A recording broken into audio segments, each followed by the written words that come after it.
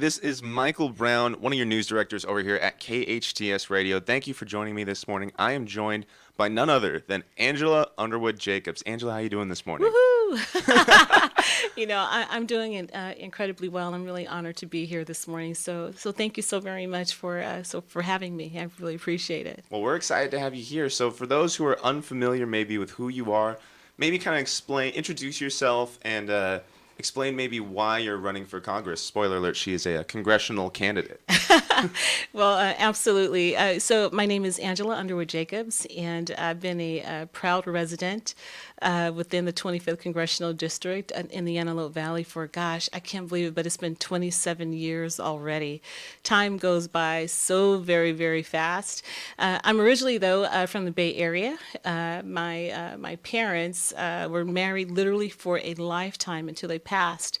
And my dad was a janitor at UC Berkeley, and he did that until he retired.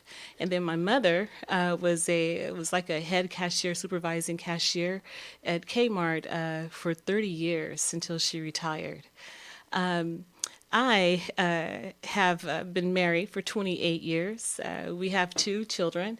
Our son is 26 and our daughter is 17. And our son is he graduated college with a bachelor's in criminal justice, an AA degree in or minor in psychology, and then an AA degree in computer applications. Our daughter, Trinity, our son is named is Michael as well, by the way. And Great name. exactly right. And then our daughter is Trinity is 17. She just turned 17 a few weeks ago, and she'll be graduating high school next year with two AA degrees, one in humanities and the other in math and science. For my profession, I am a community banker by profession. I've been doing this for, gosh, about 28 years. Started out my career at a larger banking corporation, and now for the last 9 years, I've been at a mid-sized community bank. I started out as a teller, and I literally worked my way up to senior vice president with the largest territory in California. I am responsible for about $1.5 billion in total assets. Wow. And along the way, with working and being a wife and mom, I went back to college in the middle of my career and got my bachelor's in business. I sit at the table literally with people that have their master's degrees and doctorates. And I thought, you know what? Okay, I'm sitting at the table too, but it was a lot of hard work that got me there. Every time there was an assignment that came up and someone asked, well, are you interested? And I said, absolutely, because my parents taught me that knowledge that'll take you forever. No one can ever take that away from you. That's yours to keep. And so I went ahead and took that to heart in everything that it is that I do. I'm also a Lancaster City Councilwoman. I originally started my career in this genre as a criminal justice commissioner in 2014. And then in 2015, I was appointed to Lancaster City Council. And then maybe a month or so later, I had to start running a campaign. So, and I didn't have any experience at that, but it was awesome. So 2016, ran the campaign, came in with the most number of votes, elected as the first African American woman to sit in that seat. So I'm super proud about that, and it's been an amazing ride, I have to say. And from there, I am also on several different boards. I've always been on a board, and I'm usually mentoring one or two people throughout my career because I always want to make sure that I give back, because I remember someone giving me that shot when I just had my daughter and came back to work, and I talked to my manager and I said, I want to go and I want to be a branch manager. I want to do the next thing. And she said, you know what, I'm going to give you a shot, Angela. And she did. And I have never, ever forgotten that. So I want to make sure that I give back whenever I can. And a lot of times that means giving time and in giving care and showing guidance to people, and that's what I'm about. And is it kind of sort of that mentality of wanting to give back, kind of behind why you're running for Congress? Absolutely, absolutely, it is. I believe that current, the incumbent is, representing a small segment of our district, and I think that we need to make sure that we're more inclusive of everyone. And given my experience of literally being on the front line and understanding and seeing what people go through on a daily basis, I believe that I am the right person for that job. I think that we need to have someone. We want someone to lead that has integrity, ethics, and actually is in the moment and sees a person that's sitting in front of them, as opposed to that person being just another person or just a number. I put my heart into everything that I do, and I lead with my heart and my mind.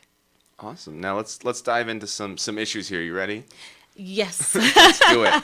Now, driving down here this morning, you kind of got to take part of this. A large portion of our district is taken up by not just one, but two pretty major, freeways, highways in the state. Of course, I'm talking about State Route 14 and the I-5 freeway. What is your view on the federal government's role in handling infrastructure like that? Would something like the high-speed rail help in California, or should it be more of a state level handling the roads and the freeways on their own? Just a little while ago, President Trump has set aside $2 trillion for roads and highways. And in my opinion, what we need to continue to do is take a very collaborative approach with local government, state government, and the county to make sure that we are improving that the 5 and the 14 corridors, because if we are able to improve it, that means that our commuters are not spending as much time on the freeways, and then that in turn will give them time back with their families, which improves the overall quality of life. So of course, we definitely need to make sure that when we receive the funding, that we are expedient with that funding as opposed to sitting on it and going through plan after plan after plan, because I think time is of the essence. And in fact, I know people that sit, going just to LA in the morning, sometimes 2.5 hours, and that could be moving pretty good, right? And then when you turn around and come back, 5 hours out of your day. Just on the roads is not good. So we want to improve the quality of life for everybody, and giving time back to our families, an extra hour or two every day. That's huge. That's huge for families. Now, you mentioned quality of life, and a large debate going on around quality of life kind of has that in there, is the issue of healthcare. Yes. And the increasing costs of it. Yeah. What is your view on it? Do you think we should rely more on the private sector, or should there be more of a government-based universal healthcare system? Well, we have the Bernie Sanders and Katie Hill co-sponsored a bill for Medicare for all. And from what Bernie Sanders recently said, that it's going to cost approximately $40 trillion over the next 10 years to implement that. Now, when you add in the fact that it will probably be closer to 60 million only because prices rise, they increase, right? Mm-hmm. So by the time that we get to that point, maybe $60 trillion. The issue here is that no one has even talked about where that money is going to come from. And we cannot continue to rely upon the middle class families to foot the bill. So I think that we should, the government should stay out of healthcare. And I think that we need to take a look at prices for medications and making sure that we're keeping those types of things transparent. For instance, going from maybe a bill. Going from a medication that is generic versus one that's brand. Pulling out the middleman when it comes to pricing. We need to do that too, because as soon as we have someone in the middle, prices automatically go up. So I think that we just need to be a bit more conscientious about what it is that we are the charges that we're inflicting upon the people, the American people. And I think it's important that we find a way to bring that down. But as far as having a universal healthcare system, I don't think that that's the way to go. I think we need to go the opposite, and actually very quickly. Gotcha. Well, you bring up medications, and medications nowadays, it seems to be used more and more for their not intended purposes. Another issue going on is our opioid crisis, not only Yes. in the nation, but our district here. I can't tell you as a reporter how many times I've had to Yeah. report on narcotics or drug-related crimes. The war on drugs was declared back in the 1970s, but we really haven't, doesn't seem like we've gotten too much further along. What needs to change at the federal level so that we can actually address this epidemic better? I want to say too, I believe that the president has also addressed that and set aside some funding dollars for this epidemic.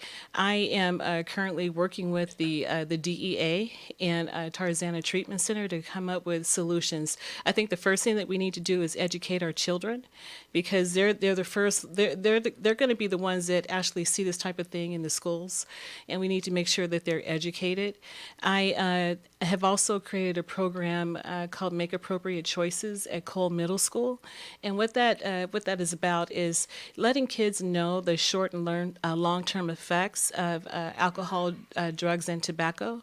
So I think that the earlier we get to children and starting to talk about what these effects are, the better off we will be as a society, because I think a lot of times peer pressure comes into play, but you have to be really strong to say no, and to be really strong to say no means that you need to be educated and informed. So I think that it would be continuing to have different summits throughout this district, and inviting our teenagers and probably even middle school age kids too, just so we can make sure that they know what the pitfalls are, because a lot of times parents might not know or might be uncomfortable with having these conversations, but at the same time, I think we need to know that there are resources out there that really want to help. And I think that's the great thing about this district. We have so many people that put their hearts into everything that they do in wanting to make sure that these communities are great. I think if we pull our resources together, that pretty much anything is possible, and we could find a way to combat this epidemic together.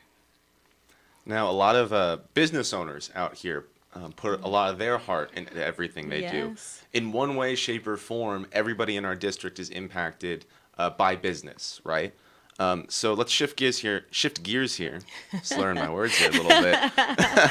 And let's talk about business for just a second. What would you do in Congress to help out small businesses here in the district? Should things like workers' compensation or regulatory fees involved in small business, should that be re-examined? The economy is extremely important to me, considering too what I do for a living, right? but I would the first thing that I think that the first thing is this: is that when we look at the economy, we're the greatest economy in the world.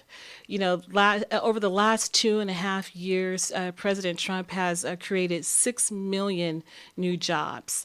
We have women-owned businesses that are just flourishing. They're on the rise, which is phenomenal. And then we look at the state of California. The state of California has the 8th largest economy in the world. Yet we have people that are leaving in droves.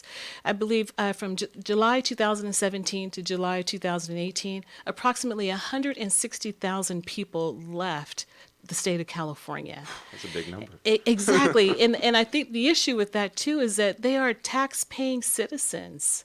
And they get out and vote. They care about the communities that they live in, and they want to see us do well, and they want to see us prosper.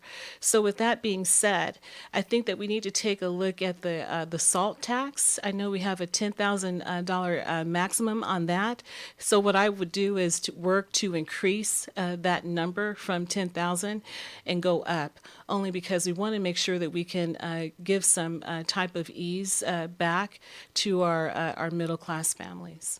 Gotcha. Okay. Now, in the line of families, education is huge in the district. We have Yes. so many schools in this district, from public schools to charter schools, private schools, 3 colleges just in Santa Clarita alone. Yeah. And then I know we've got colleges up there in the Antelope Valley.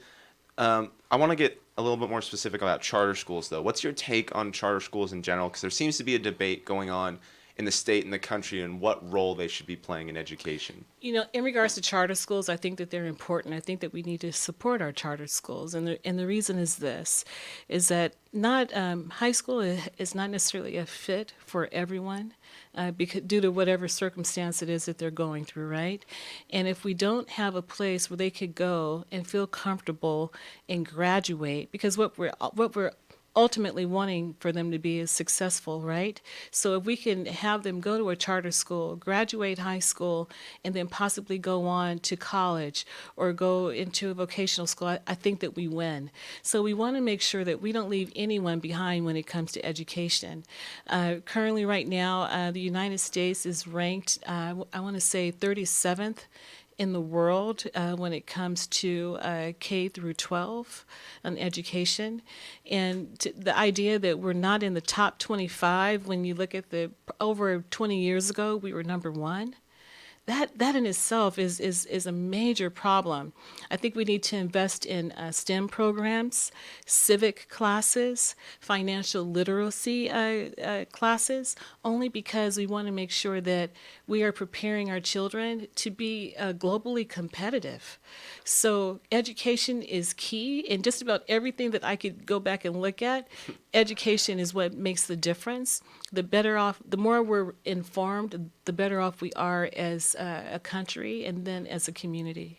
Now, you mentioned vocational schools and vocational training. Nationwide, I've noticed there's been a little bit of a shift towards that sort of trade training, getting people ready for the workforce right away as opposed to Yes. just funneling them off into college. Over here at College of the Canyons, we have many great programs designed for that trade training aspect. Should things like this be funded by the federal government, or should things like that be more of a state level? I think that number one is super important. I know a lot of plumbers that do very well for themselves, but yet we have a shortage on plumbers across the United States. We have a shortage on people that are going into the construction business, and right now we need them because we need new houses and things like that. So I think that it should be more at a state level versus a federal level. I believe that anytime we get to a federal level, at times it could create a bit of bureaucracy, and I think that the need is immediate. So we need to work in a way that we could streamline some of the things that we're doing currently, so that we can get things going. The faster, the better. But at the same time, we want to make sure that it's prudent and that it makes sense. Gotcha. Now, as I mentioned earlier, I am a reporter around here. So I get to hear almost everything that happens here in the district, mainly here in Santa Clarita, but district-wide we get to hear a lot of things. And one of the most common things that I get to hear is from people is how they're seeing all this increase in crime, perceived increase in crime, and even just going in the back and looking at things like arrest logs and listening to police scanners. I've noticed that there's a lot of burglaries, a lot of vandalism. What would you do as a person in Congress to kind of support law enforcement in combating crime here in the district? I think that we need to give our law enforcement people more support. We need to get them the resources that they need, because really they are giving us so much of their time from their personal lives, going in and working double shifts just to make sure that we're feeling secure and that we're feeling safe. So I think that resources is going to be key, and making sure that if there are any needs that they have, that we address those things right away, because we rely upon them. And I know that if someone calls 911, they're right there every single time, and we need to give that back to them too. Gotcha. Now, another large part of the district, another large part of the constituents out here is veterans. We have a pretty large veteran population out here in the district. What would you be doing as a congresswoman to help veterans in the district with things like housing, PTSD, education, employment, things like that? How can we better serve our veterans? My husband is a veteran, and he was in the Navy. My grandfather was in World War II. He landed on the shores of Iwo Jima, and even before he passed at the age of 95. And it was very difficult for him to even have conversations about some of the things that he had saw and lived through. My father-in-law was a career Navy, and my dad was also in the Air Force, and my nephew just finished in the Marines as well. So I completely understand, and I get it. We need to make sure that that we are, there. And when we have people that go out and they put their lives on the line for us, at the very least that we could do is make sure that they have the resources that they need. Because as you said, people come back and they have PTSD, and there's other things that are ailing them, such as needing to get medical attention, and to have to go to the VA and get an appointment, or actually request an appointment, and it takes 6 to 8 weeks just to get seen by a doctor. I mean, that's insane.